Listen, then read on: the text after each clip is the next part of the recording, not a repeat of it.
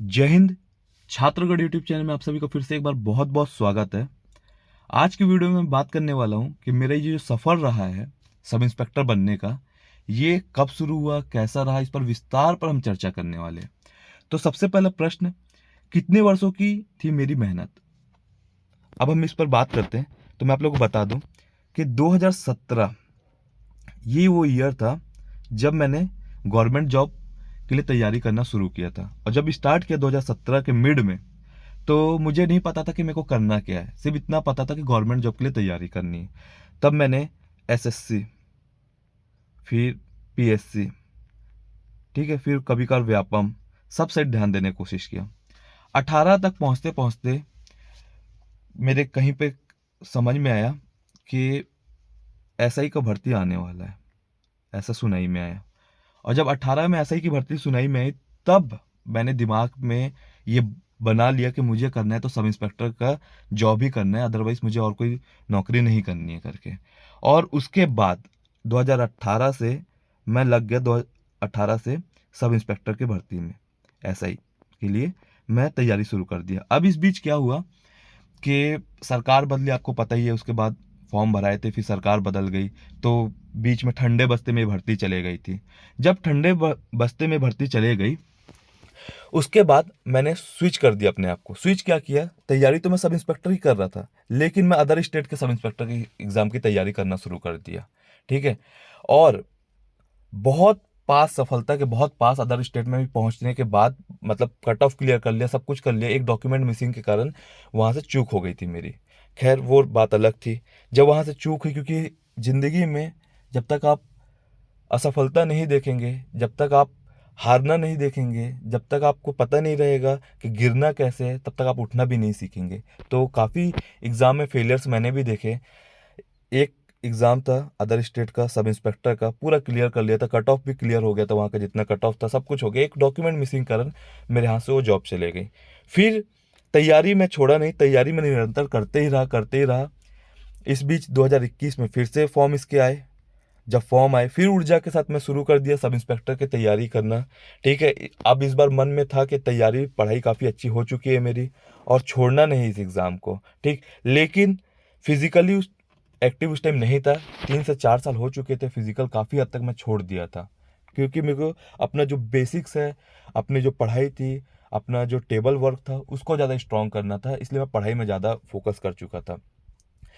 पूरा का पूरा तैयारी उस टाइम स्टार्ट कर दिया था 2021 से। सपना बना लिया था कि अब चाहे 21 में हो, चाहे 22 में हो, चाहे 23 में हो, चाहे 24 में हो, लेकिन बनूंगा तो मैं ऐसा ही। और ये जब दोबारा फॉर्म भराया गया तो ये भर्ती भी पूरी होगी। उसके बाद ऐसा रहा सिलसिला कि मैं प्री भी निकाला, कॉन्फिडेंटली निकाला, मेंस भी निकाला, कॉन्फिडेंटली निकाला, फिजिकल भी एकदम फुल कॉन्फिडेंस के साथ निकाला, और इंटरव्यू भी फुल कॉन्फिडेंस के साथ निकाला। फाइनल सिलेक्शन होते होते तक मुझे पता था कि मेरे हाथ में कौन सा पोस्ट बनने वाला है, कितना रैंक आएगा मेरा, हर चीज़ मैं जान चुका था, क्योंकि इस एग्ज़ाम का पोस्टमार्टम मैंने काफ़ी हद तक कर चुका था। ठीक है।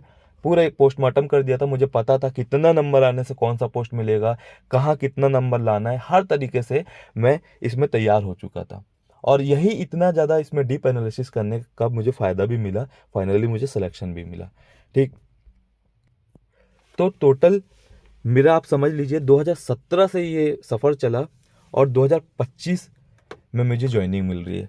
17, 18, 19, 20, 21, 22, 23, 24, 25, अब आप लोग काउंट कर लीजिए कितने हुए।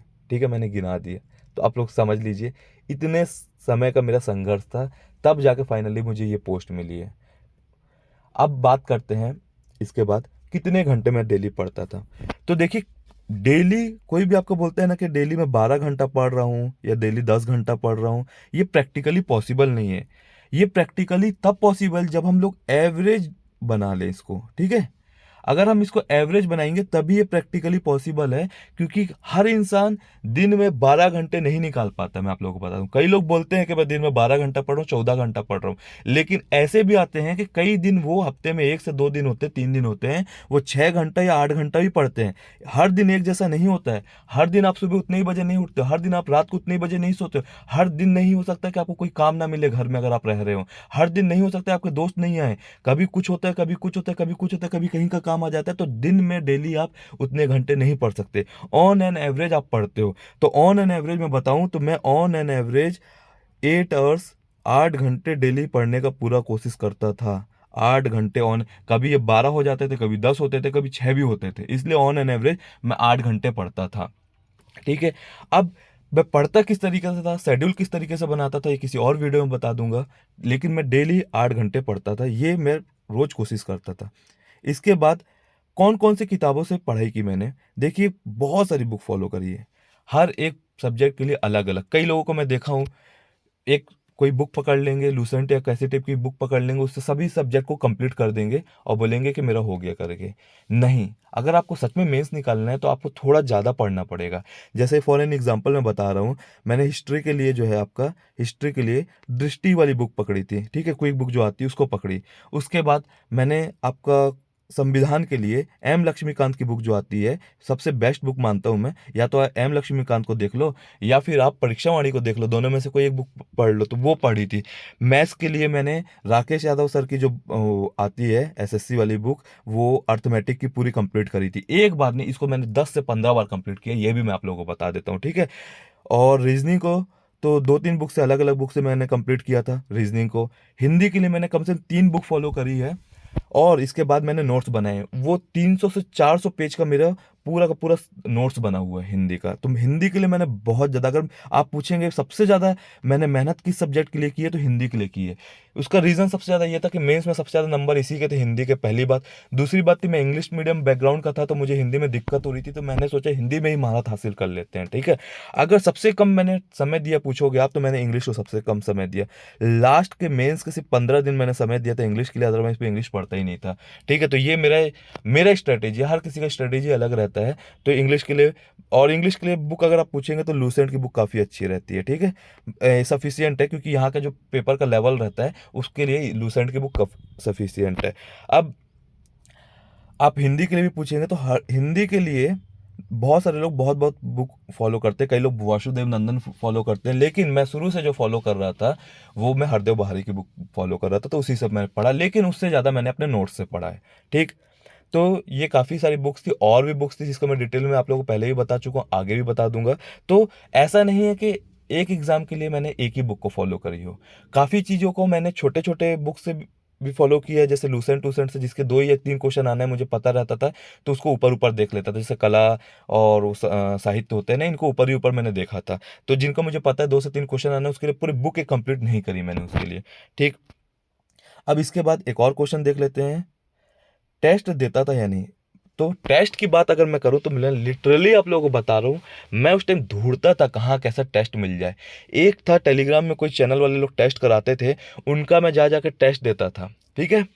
और उसके बाद फिर 1-2 कोचिंग सेंटर वाले लोगों ने और टेस्ट प्रोवाइड कराया, तो मैं उनका भी जाकर टेस्ट देता था। लेकिन उनके साथ तकलीफ ये होती थी, उन लोग कोचिंग सेंटर वाले लोग 10 टेस्ट कराते थे, 10 टेस्ट के बाद टेस्ट खत्म, अब आप बैठे हो क्या करोगे। और मुझे टेस्ट, एसएससी का भी मैंने बीच में तैयारी किया था, यूपीएसआई का भी मैंने तैयारी करा था, वो दोनों ऑनलाइन पेपर होते थे, यूपीएसआई का भी और एसएससी का भी।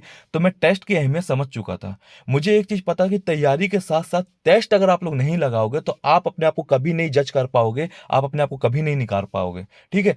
इतना मैंने यूपीएसआई में टेस्ट दिया था, इतना ज़्यादा टेस्ट दिया था, मेरी आधे से ज़्यादा तैयारी sub inspector, Chhattisgarh sub inspector के लिए यूपी सब इंस्पेक्टर से ही हो गई थी तैयारी, ठीक है।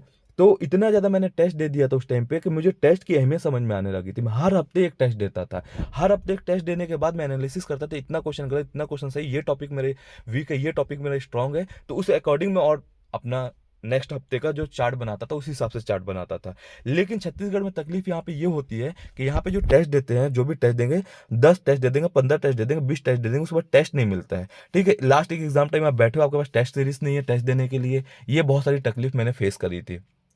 और इस बार इसीलिए मैंने टेस्ट सीरीज आप लोगों की लाई है, क्योंकि जो तकलीफ मैंने फेस करी थी, जो सबसे ज़्यादा मुझे जरूरत थी और मुझे नहीं मिल पा रहा छत्तीसगढ़ में, लोग यहाँ पढ़ा देते, सब कुछ कर देते, लेकिन टेस्ट में यहाँ पे लोग एक्टिव नहीं है।